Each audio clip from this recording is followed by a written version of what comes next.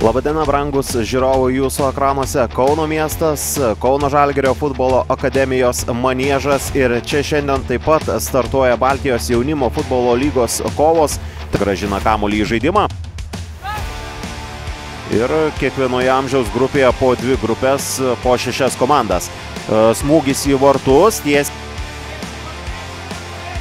Dmitro Baukyra siunčia kamuolį į kraštą.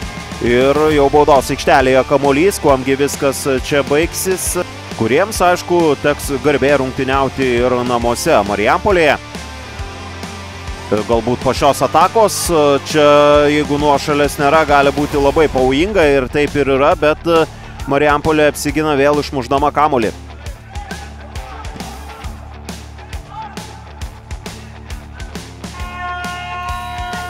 Siunčiamas kamuolys ten. Kova antrajame aukšte, bet kamuolio. Kas bus su kamuoliu? Su kamuoliu yra Žalgiris. Ir vėl kairiajame krašte. Matas Taškevičius ir 1-0. 1-0 Adomas Užkurnys išveda į priekį 20-ąją minutę savo komandą ir toks Adomo džiaugsmas.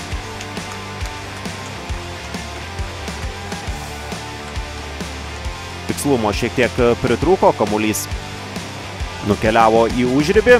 Čia štai taip gauna galimybę Gustas Luckus ir perdamas į priekį, Adomas su juo link vėjo Pociaus. Dar vieno atako. Dabar būtent jo treniruojami auklėtiniai ir yra su kamuoliu, siunčiamas jis į baudos aikštelę, bet bent jau nepastebėjau, kad būtų. Pavojinga situacija. Kajus Šimkus ten. Vėjas Pocius 3 prieš 4. Prieš 5, Vėjas Pocius, vienas pats ir toliau lieka su kamuoliu. Kajus Šimkus dar kartelį čia krašte ir Kajus Šimkus. Rezultatas tampa 2-0. Turėjo vienas prieš kelis varžovus. Išlieka su kamuoliu. Pats ir nukeliavo visai į kitą kraštą. Pocius. Sulaukė dabar jis perdamo iš Šimkaus. Bai greitas. Galimybės smūgiuoti nėra, bando savo susikurti erdvės, atlieka perdamo ir čia Žalgiris lieka su kamuoliu.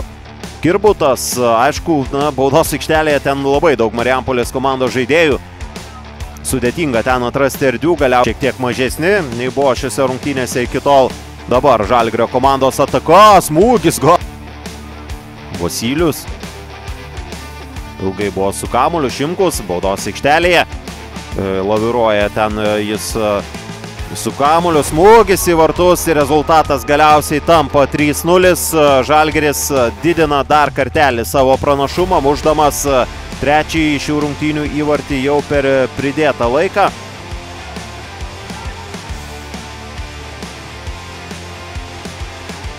Dar ieško ir 4. įvarčio šeimininkai. Viena iš paskutinių jų atakų ir dar vienas įvartis laimėtas šiame manieže, kuris matomas dabar iš paukščio skrydžio. Galutinis rezultatas jūsų ekranuose, su jumis buvęs aš Dainius Černauskas, atsisveikinu.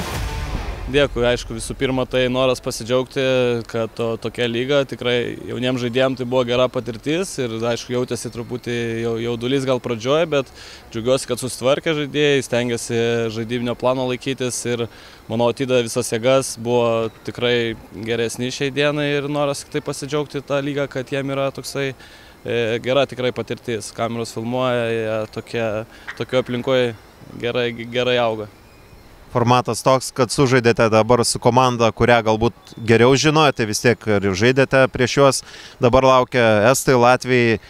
Kiek sekate juos ir kiek galbūt akcentuosite tik savo komandą, nesižvalgydami koks varžovas? Ne, tai žinoma, jaunimo futbole dar nėra siekimo, žiūrim į save, bet faktas, kad įdomu pakonkuruoti su Latvijais, Estais, kur su kažkokia turnyruose gal sutinkam, bet esmė ta, kad tikrai geras formatas ir kuo daugiau tokių rungtynių jaunimui, tai tuo greičiau jie augs ir tuo jam bus daugiau naudos. Na, manau, šiandien žaidėm su puikiai pažįstamu varžovu. Kauno Žalgiris čempionate daug kartų žaidė. Žinom stipresias vietas, komandos žinom silpnasias. Pastatėm savo planą žaidybinį, bet turbūt kažkiek nepavyko. Žinojom, kad Kauno Žalgiris mėgsta žaisti su kamuoliu, dominuoja. Mes žaidėm antrų numerius, stengiamės išnaudoti savo progas, bet manau, kažkur ar pritrūko sėkmės, ar meistriškumo ir to pasekoja toks rezultatas. Kiek smagu, kad šį kartą šiame sezone Baltijos jaunimo futbolo lygoje yra ir Marijampolės vardas, ne tik, kad vyksta ten rungtynės, kaip ir seniau būdavo Manieže, bet kad ir jūsų komanda čia varžosi. Iš tikrųjų labai smagu, pirmą kartą dalyvaujam tokiam turnyre, tarptautiniam. Tikimės labai daug iš šito turnyro tarptautinės patirties.